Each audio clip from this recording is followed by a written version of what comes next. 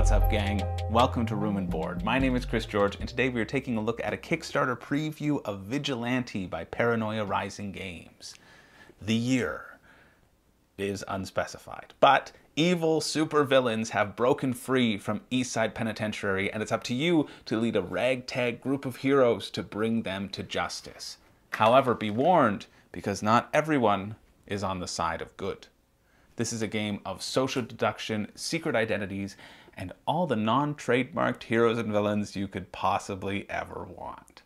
So I'll show you how to set it up, how it plays, and then, you know what? I'll even tell you what to think about it so you don't have to worry about that either. On Kickstarter, March 30th, 2021, let's get it on.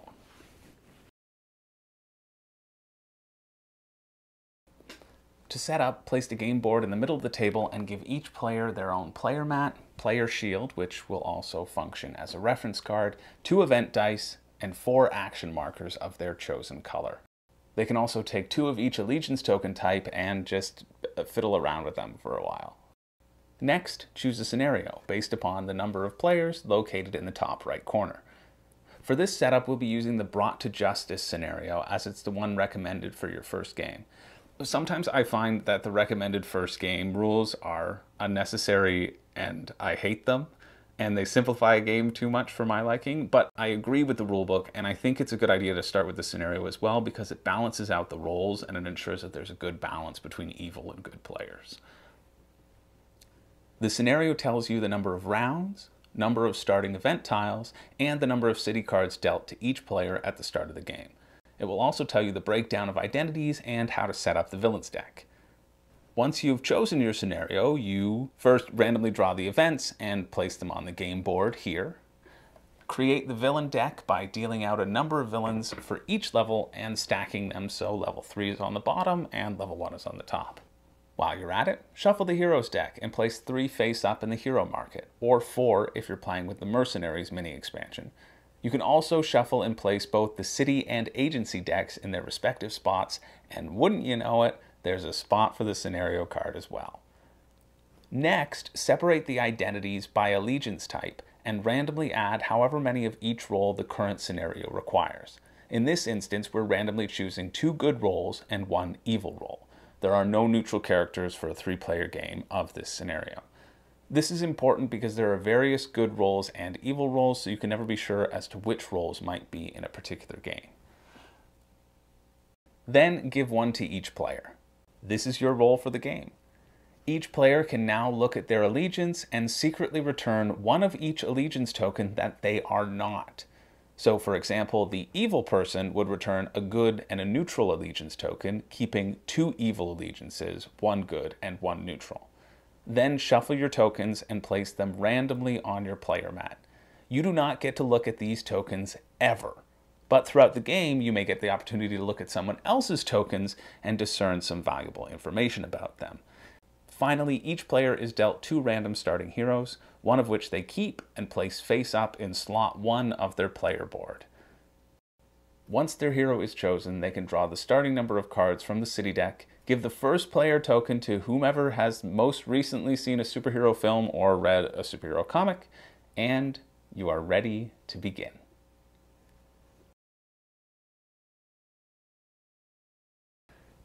In Vigilante, it's easy to remember how to win because it will always be found on your identity card. Win conditions vary depending if you're good, evil, or neutral, but they will generally always rely on getting a certain number of villain cards into your faction's jail. Those on the side of good will most often be guardians, whose specific win condition is to have 7 villains per good player in any combination of good jails. So with 2 players, you'd need 14 villains total between the 2 of their jails. One could have 8, one could have 6, they'd both win. Those on the side of evil will most likely be assassins, whose win condition is fairly simple. Make sure the good players don't win. You can do this by jailing villains yourself or by murdering the good players' heroes so that they can't take down your evil compatriots. Currently, for both the good and the evil teams, there's also a possibility of being the investigator or the mastermind. These are slightly more complicated versions of the guardian and assassin. You don't really have to worry about how to play them. It's pretty self-explanatory. At the beginning of each round, the first player will draw 2 events from the event bag, choose one to add to the event track, while the other one is secretly returned to the bag. These events have a chance to be triggered at the end of each round and will affect all players, so choose wisely. Then any beginning of round effects are carried out, and then the first player gets to take their first turn. On your turn, you can play as many cards as you like from your hand, either attaching them to your heroes as equipment or doing whatever the one-time use cards allow you to do. And then you can take one of the actions listed on the back of your player screen. Draw a card. Pretty self-explanatory. Take a card from the city deck. If you've jailed at least 3 villains, you can choose from drawing from the city deck or the agency deck, because now you've got the credentials to be shopping at the agency. Recruit a hero. Each one of your cards in the top right corner has an influence value. In order to get them onto your team, you have to discard cards from your hand with an influence value that's equal to or greater than your hero. You can only recruit 1 hero at a time, and if you have excess influence, you just lose it. Take the hero and place it into the first available slot on your player mat. Also, as an action, you can attack a villain and attempt to put them into jail. As you can see, each hero has an attack value and a health value.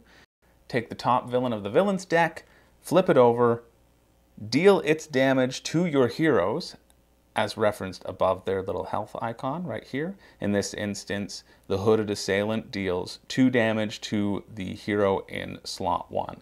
If we had a different villain, like this one, the ransom taker, it would deal 1 damage to the hero in slot 1, 1 damage to the hero in slot 2, and 2 damage to the hero in slot 3. If you don't have heroes in those spots, obviously nobody takes damage. Then compare your hero's strength to the health of the villain. If your hero's strength is equal to or greater than the villain's health, congratulations! You're amazing! You defeated this hero and sent them right back to jail. If you manage to put the villain into jail, you also get to enact its to jail effect, which can sometimes be good, sometimes be bad.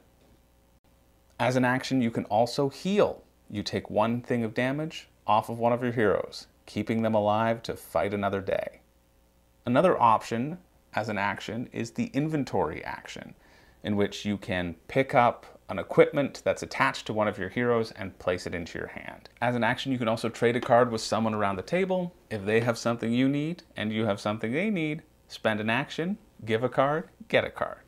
And finally, some cards have lightning bolts on them, which means you can use their specific action for that amount of lightning bolts. Once you take your action, the next person goes.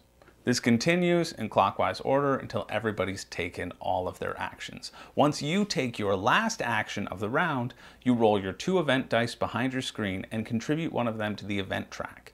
No one is allowed to see the dice you don't contribute, so you can feel free to lie to your heart's content. Once everyone has contributed dice, you resolve any events that match the number on the contributed die. You only resolve these once though, so for example, if everybody puts in a 4, each person only has to discard 1 card, not 3 cards. Also, especially since the majority of events are not that beneficial, if any player has at least 3 dead heroes, they aren't allowed to contribute dice. This is how you can stop someone who you know is evil from triggering events that really suck. Then the first player token passes counterclockwise, which is something I always forget, and you begin the next round. Once you finish the last round, reveal your allegiances, let your malevolent evil laugh erupt from your gut, and count up your villains to see who wins.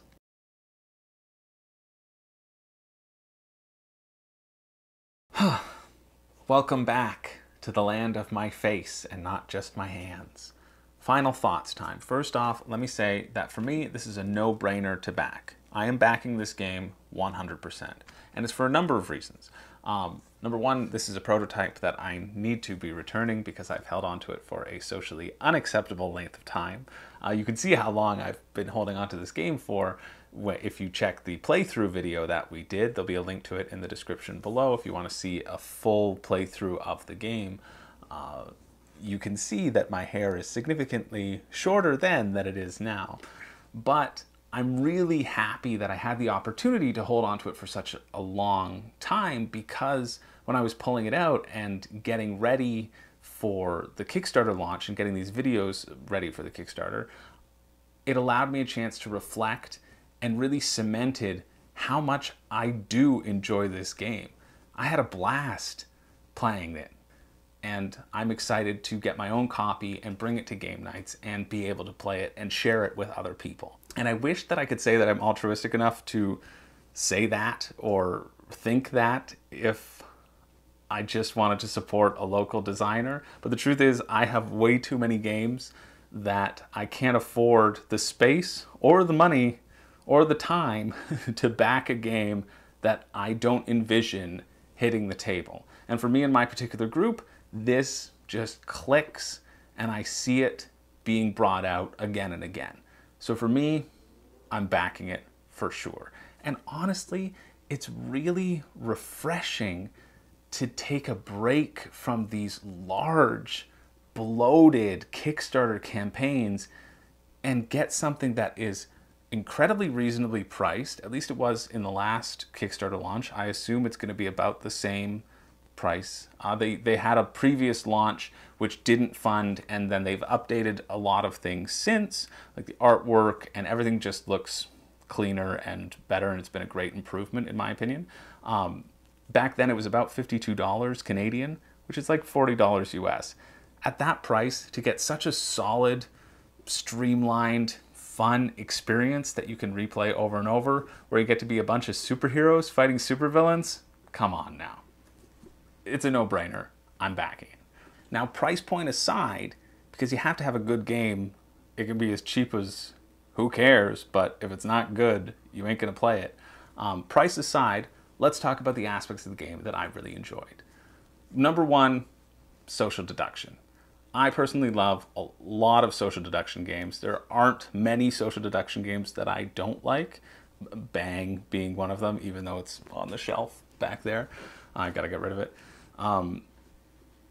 Yeah, you give me a game with hidden roles, and where I can be a little sneaky boy and lie and bluff and deceive, I'm probably going to like it. That's just my personal preference. So if you like social deduction games like I do, guaranteed, no-brainer, this is for you. And I like high levels of interaction in my games as well. And I find that social deduction games often provide that sort of framework where the interaction is sort of integral to the gaming experience. So if you like games with high interaction, this again could be for you. But what I think this does better and beats a lot of social deduction games is that there's a really interesting, mechanically sound game underneath the hidden roles. And that's what is incredibly attractive to me about this game. Honestly, when the designer first pitched this game to me, I was pretty skeptical. I thought the concept of, if you're good, you have to jail 7 villains, and if you're bad, you gotta make sure good doesn't jail 7 villains, sounded kind of arbitrary and meaningless and kind of boring, simplistic, not that fun.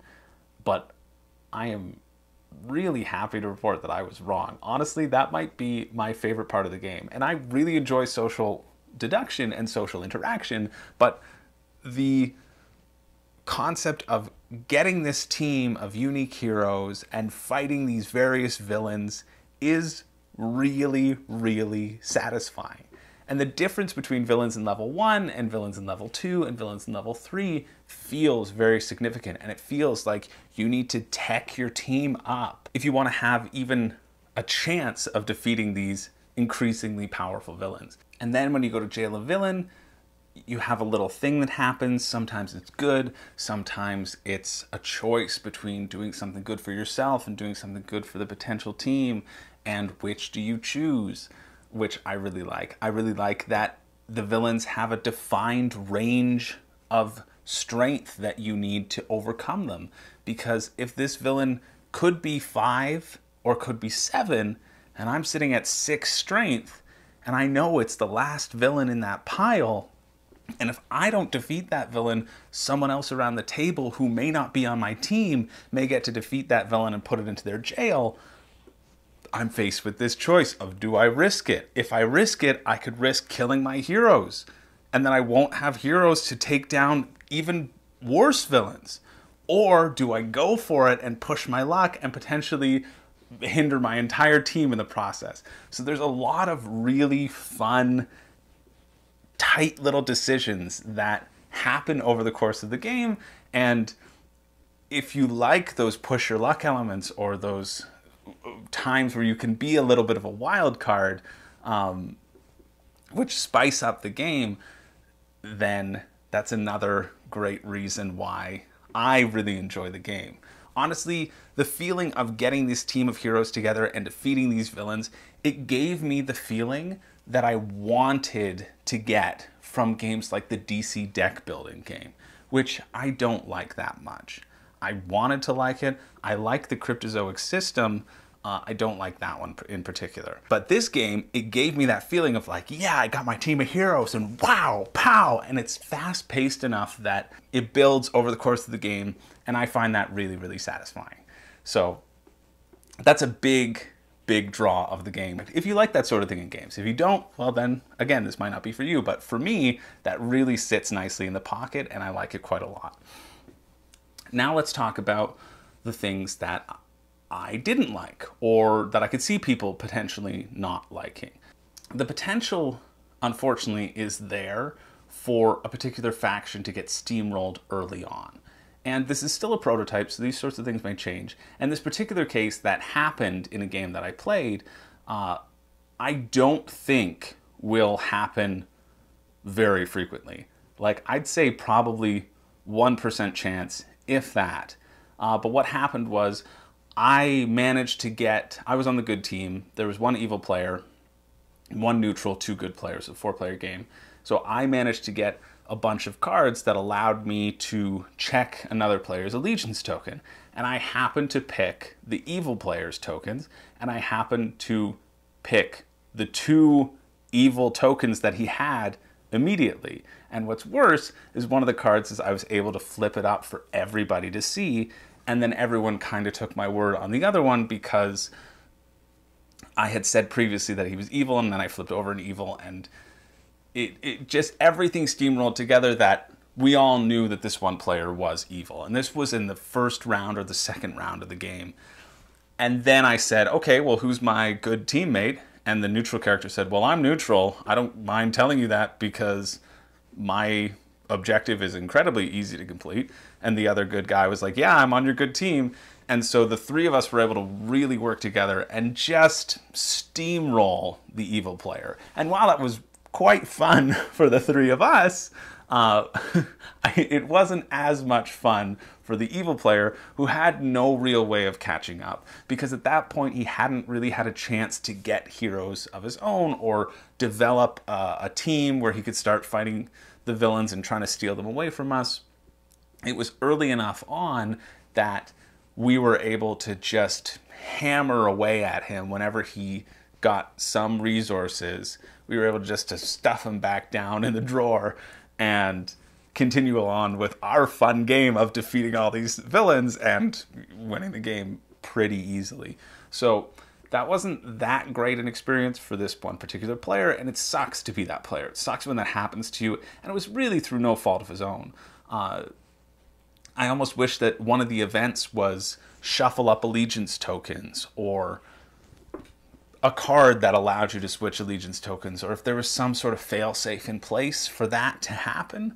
No more allegiance tokens. You can't look at more than 1 allegiance token in a turn, at least. So then at least he had till round 2 or something there. Like I said, this is a prototype, and you can see how all these things chain together. Like, normally the cards that let you search for allegiance are in the agency deck, and you can't access the agency deck until you've jailed at least 3 villains, which takes quite a few actions, because you have to build up a team, and then you have to jail the villains and make sure your team doesn't die.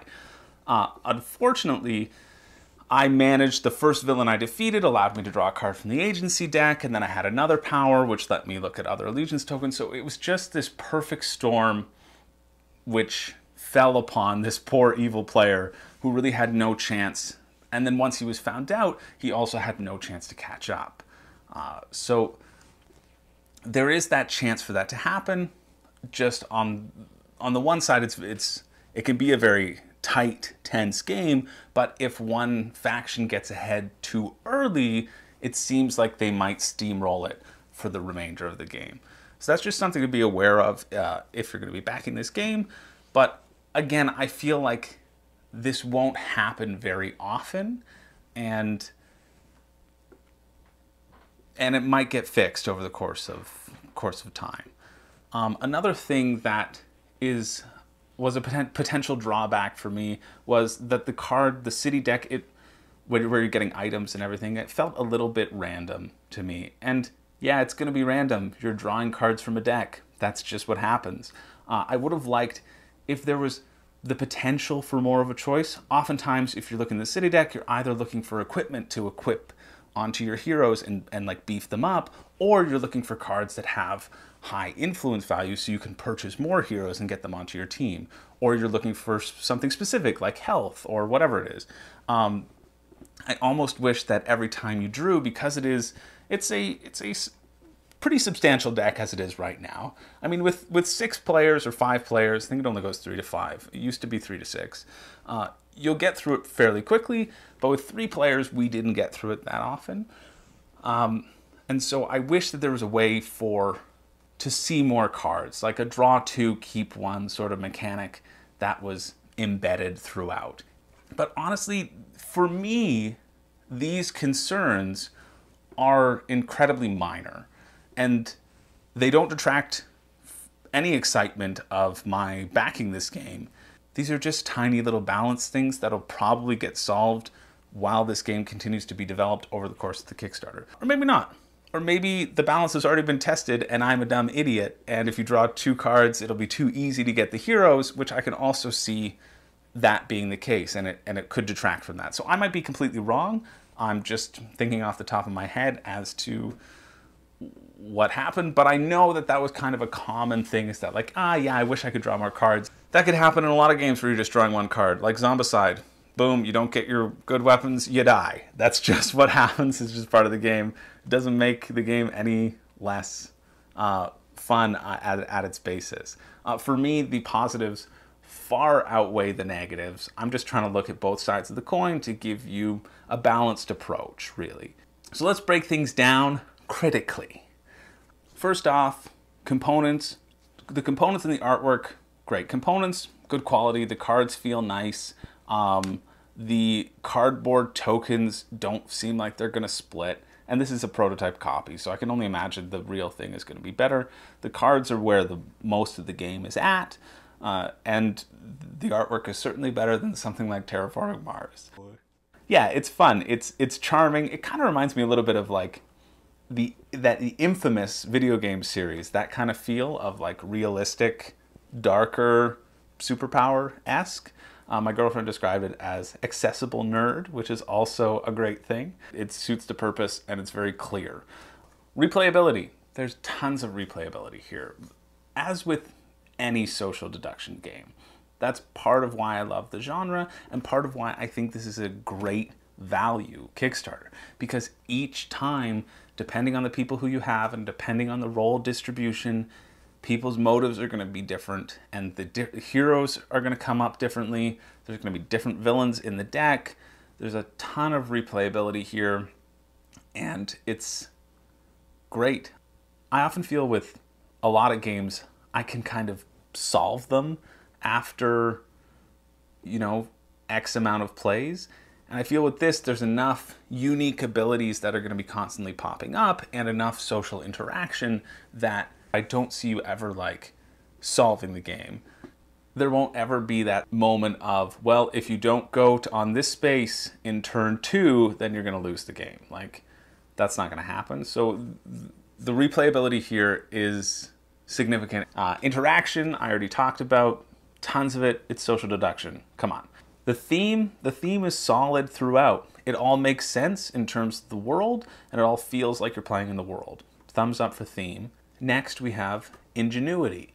And I put this here in terms of how unique a game feels. And I wanted to talk about it a bit because that's a major draw of this game for me, is that I don't have anything like it on my shelf. And that's really exciting. It definitely earns its place on the shelf because it is so unique. And then finally, complexity.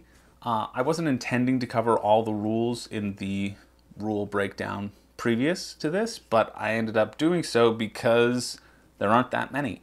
And it's pretty easy to teach, and I feel like it's pretty easy for those tactile learners to learn on the fly as well. I know a lot of people who I play with, whenever I teach them rules or whenever they hear rules, they just zone out and they just learn it while they play. And I think that it's very possible to learn this and pick it up once the first round's over. You've got it. You know what's going on. So, to sum up, in case you don't feel like listening to all of that, whichever way the video goes, yeah, that previous video nonsense, let's do a summary. It was too long and you didn't watch. So what are the pros? There's lots of meaningful interaction. There's cool heroes with unique powers. There's satisfying mechanics. It feels like you're constantly moving towards something and the game progresses in a nice fashion. There's not that much downtime. The turns can happen pretty quickly because it's boom, draw a card. Boom, take a villain. Take a hero. Boom, try to take a villain. That might take a little bit more time, but there's always the dynamic of you're invested in what the other players are doing that you want. It feels engaging. Not going to be much time to just look on your phone. And finally, it is a fantastic value for the price. Honestly, for this price and this much game, there's no reason not to back it. I've said that so many times, but I want to emphasize it because that's how I feel. Because price is such a significant factor for me, I'm telling you. And you get a good game for this.